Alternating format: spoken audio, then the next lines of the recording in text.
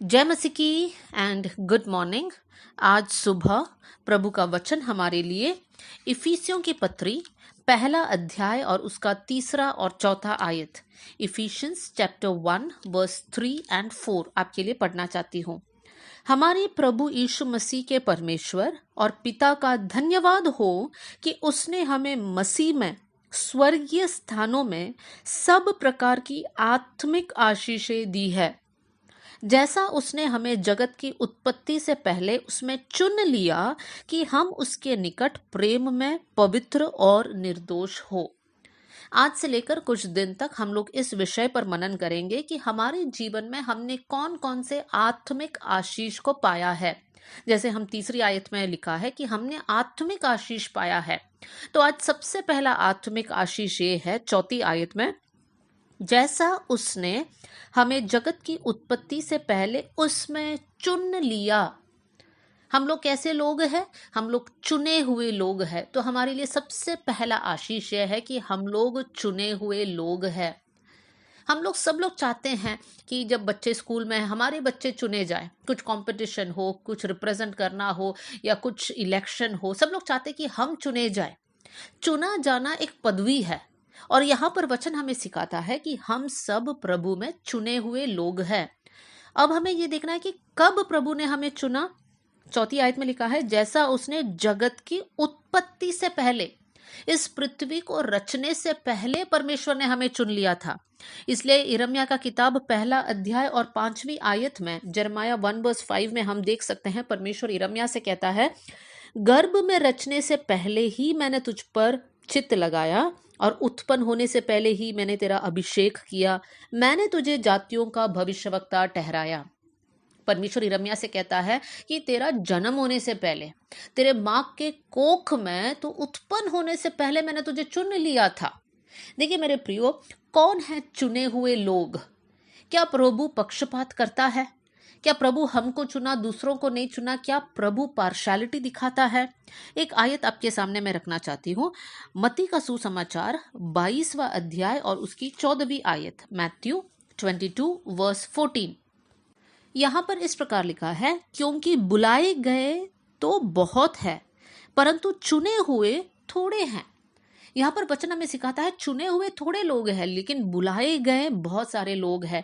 देखिए परमेश्वर पार्शियलिटी नहीं दिखाता है, परमेश्वर सबको बुलाता है। हम लोग दूसरा पत्रस 3 अध्याय और 9वीं आयत में हम देख सकते हैं, 2 पीटर चैप्टर 3 वर्स 9, उसके सेकंड पार्ट से लेकर मैं पढ़ रही हूँ। पर तुम्हारे विषय में धीरज धरता है, प्रभु हमारे विषय में धीरज धरता है और नहीं चाहता कि कोई भी नष्ट हो, वरन ये कि सबको मन फिराव का अवसर मिले। मेरे प्रियो, परमेश्वर सबको बुलाता है। वो जो भोज का एक दृष्टांत है वहां पर हम देख सकते हैं, वो जो स्वामी है कहता है कि सबको बुलावा दे दो। तो बुलावा सबके पास है, लेकिन चुने हुए लोग कौन हैं? वो लोग जो बुलावा को एक्सेप्ट करते हैं, सही रीति से रिस्पॉन्ड करते हैं, वो है चुने हुए लोग। बहुत सारे लोग कहते हैं कि नहीं नहीं नहीं, हमको इस मार्ग में नहीं चलना है, हमको इस विश्वास में नहीं बढ़ना है। तो बुलावा तो मिला लेकिन उसने उनको एक्सेप्ट नहीं किया और इस कारण वो लोग चुने हुए लोग नहीं है। हम चुने हुए लोग हैं, प्रभु ने हमको चुना है। अब सवाल यह है, प्रभु ने हमको क्यों चुना? पहला पत्रस 2 अध्याय और उसकी 9वीं आयत, 1 पीटर चैप्टर 2 वर्स 9 में हम इस प्रकार पढ़ते हैं, पर तुम एक चुना हुआ वंश, राजपदधारी याजकों का समाज, पवित्र लोग, परमेश्वर की निज प्रजा हो, इसलिए कि जिसने तुम्हें अंधकार में से अपनी अद्भुत ज्योति में बुलाया है उसके गुण प्रकट करो। यहाँ पर वचन में लिखा है, हम एक चुना हुआ वंश इसलिए है क्योंकि प्रभु ये चाहता है कि हम जब अंधकार से निकलकर प्रभु के ज्योति में आए तब हमें प्रभु का गुण को प्रकट करना है।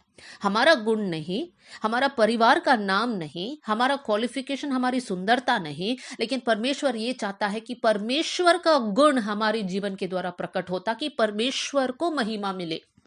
तो मेरे प्रिय भाई बहनों, हमें ये समझना है कि हम लोग विशेष लोग हैं, हम लोग स्पेशल लोग हैं क्योंकि हम लोग चुने हुए लोग हैं। प्रभु ने हमें चुना है, उस चुनाव को तुच्छ नहीं समझना है, लेकिन परमेश्वर के भय और भक्ति में हमें आगे बढ़ना है। आइए हम लोग प्रार्थना करें। स्वर्गीय पिता, आज का वचन के लिए हम धन्यवाद करते हैं। वचन सुनने वाले हर एक भाई और बहन के लिए मैं दुआ करती हूँ। परमेश्वर, आपने सबको चुना है, इसलिए मैं धन्यवाद करती हूँ। परमेश्वर, इस बड़ी चुनाव के लिए हम धन्यवाद करते हैं। प्रभु, हमारे जन्म होने से पहले ही आपने हमें चुन लिया, इसलिए धन्यवाद प्रभु। धन्यवाद कि आप पक्षपात नहीं करते। धन्यवाद कि आप सबको अवसर देते हैं ताकि सब मन फिराए प्रभु जी, इसलिए हम धन्यवाद देते हैं। एक और बार हमारे जीवन को हम समर्पण करते हैं प्रभु जी। परमेश्वर, हमारी यही दुआ है कि आपके गुण हमारे जीवन से प्रकट होने पाए, आपकी महिमा हमारे जीवन के द्वारा होने पाए। प्रभु, आपने हमारी प्रार्थना सुन ली, इसलिए धन्यवाद। आदर और महिमा आपको देते हुए यीशु के नाम से हम मांगते हैं, amen. God bless you all. जय मसीह की।